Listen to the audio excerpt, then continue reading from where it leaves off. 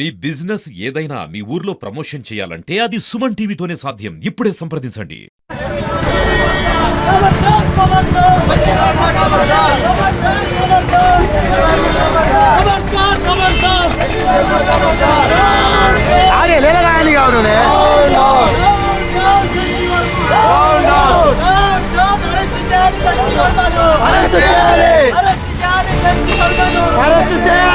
నమస్తే. తెలుగు సినిమా ఇండస్ట్రీలో కొరియోగ్రాఫర్ గా పనిచేస్తున్నటువంటి శ్రేష్ఠి వర్మ ఇటీవల జానీ మాస్టర్ విషయంలో జనాలకి మరింత ఎక్కువ పరిచయం అయ్యారు. ఆ తర్వాత ఆమె ఈ మధ్య కాలంలో కొన్ని అనుచిత వ్యాఖ్యలు చేశారు గాంధీ గారి మీద, నెహ్రూ గారి మీద.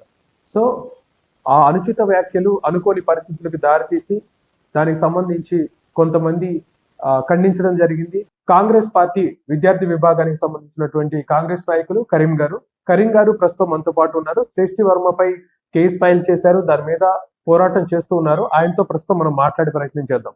నమస్కారం అండి. నమస్తే కరీం గారు, శ్రేష్ఠి వర్మపై మీరు కేసు ఫైల్ చేశారు. ఆమె నెహ్రూ గారి మీద, గాంధీ గారి మీద అనుచిత వ్యాఖ్యలు చేశారు. ఇన్ఫాక్ట్ కొంచెం పరిధి దాటి గట్టిగానే మాట్లాడినట్టు అనిపించినా కూడా మీరు ఆమెని టార్గెట్ చేస్తూ కొన్ని రోజులుగా ఆమె దిష్టి బొమ్మ కూడా దగ్ధం చేశారు. పెద్ద ఎత్తున తీవ్రంగా ఖండించిన పరిస్థితి బహిరంగంగా. దాని మీద జైలుకు కూడా వెళ్ళొచ్చారు మీరు. పోలీసు అరెస్ట్ కూడా జరిగాయి. సో ఎందుకు, వై శ్రేష్ఠి వర్మ?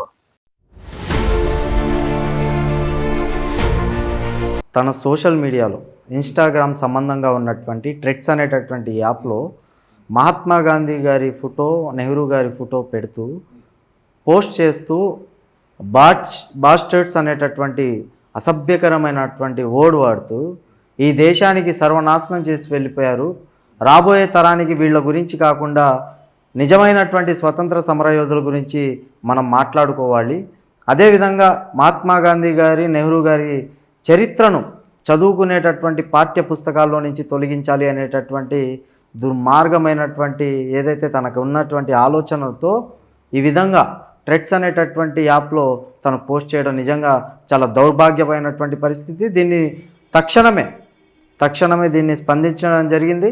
స్పందించి 5వ తారీఖున, ఈ నెల 5వ తారీఖున సోమవారం గ్రీవెన్సీ సమావేశంలో మేము ఎస్పీ గారి సమక్షంలో వెళ్ళి కేసు నమోదు చేయడం జరిగింది.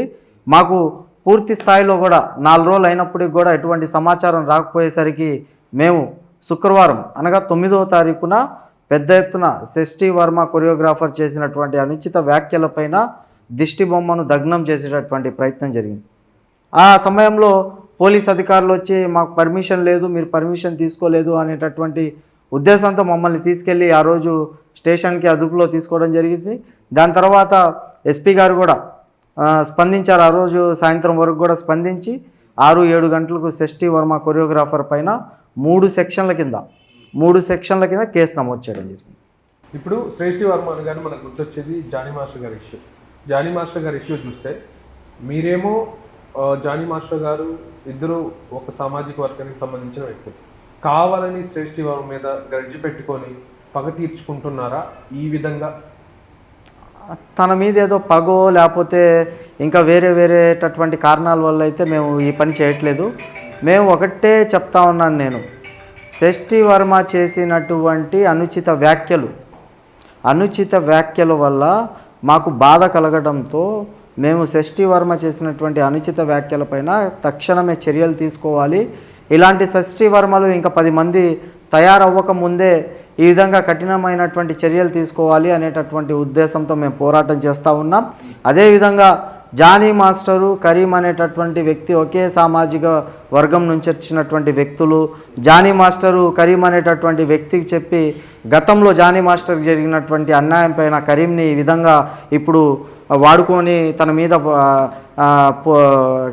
కేసు నమోదు చేయించడం జరిగింది అనేటటువంటి ఆలోచనలు, కథనాలు చాలా గత 10 రోజుల నుంచి కూడా యూట్యూబ్ ఛానల్స్లో, మీడియాలో వస్తున్నటువంటి. సరే, ఓకే. అయితే జానీ మాస్టర్ గారికి సంబంధించి ఆయనకి సపోర్ట్గా వెళ్తే మీద పగ తీర్చుకునేది అయితే కాదంటున్నారు. పూర్తి స్థాయిలో మాకైతే కాదు.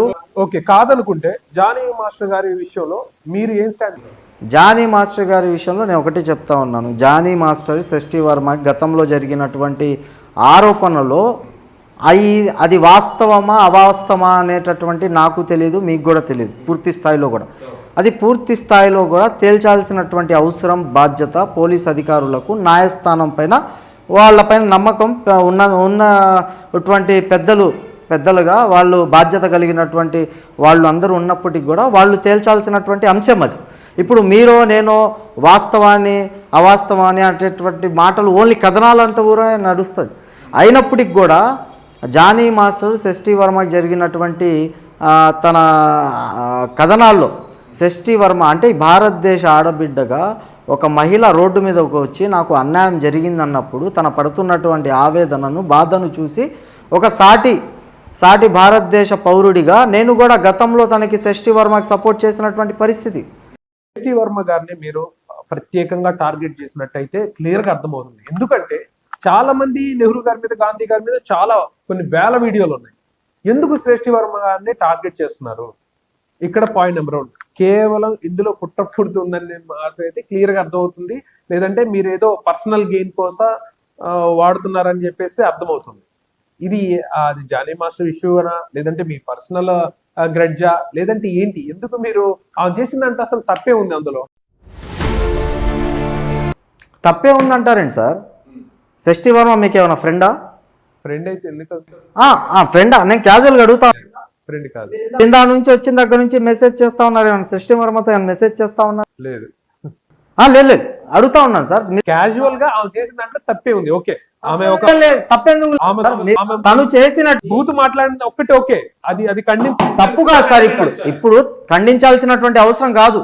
తను చేసింది ముమ్మాటికి తప్పే.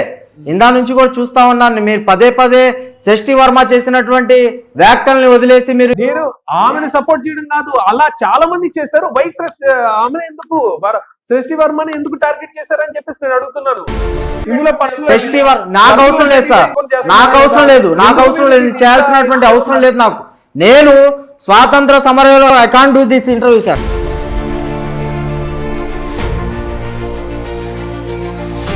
ముందు కూర్చొని అడిగిన దానికి సమాధానం చెప్పండి సార్. అడిగిదానికి సమాధానం చెప్పండి సార్. మీరు సపోర్ట్ గా సార్, మైక్ తీసుకోండి.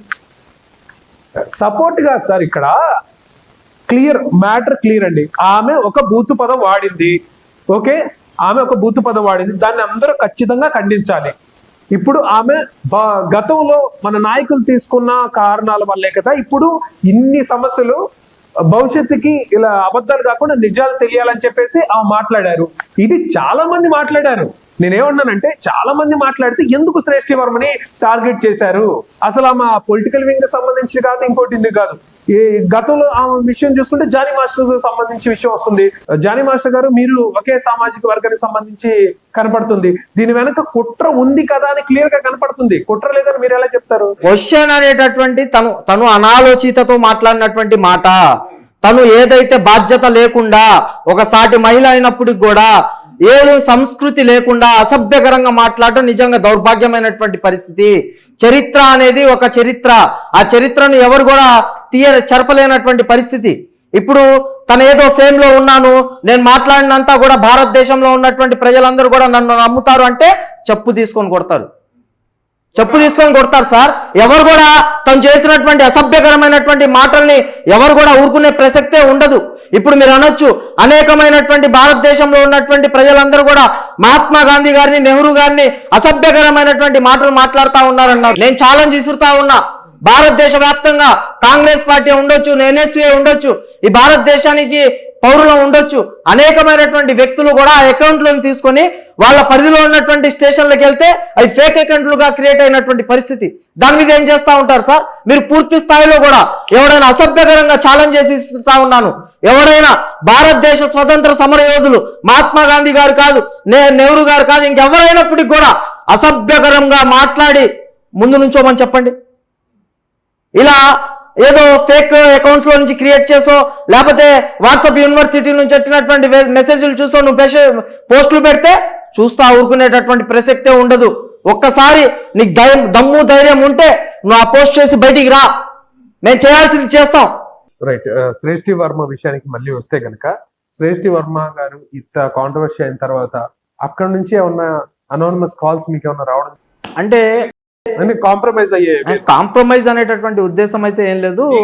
నీకు లేదు అంటే ఒక ఎవరో అన్నోన్ పర్సన్ నేను సడన్గా కాల్ లిఫ్ట్ చేయడం జరిగింది. దాని తర్వాత తను వచ్చాయి అయితే శశి వర్మ వచ్చేది. శశి వర్మ క్షమాపణ చెప్పిద్ది, మీరు కేసు వాపస్ తీసుకోండి, క్షమాపణ చెప్పిస్తామని చెప్పారు. క్షమాపణ అనేటటువంటి మాట అయితే అదే మేము పూర్తి స్థాయిలో కూడా వ్యతిరేకిస్తూ ఉన్నాం.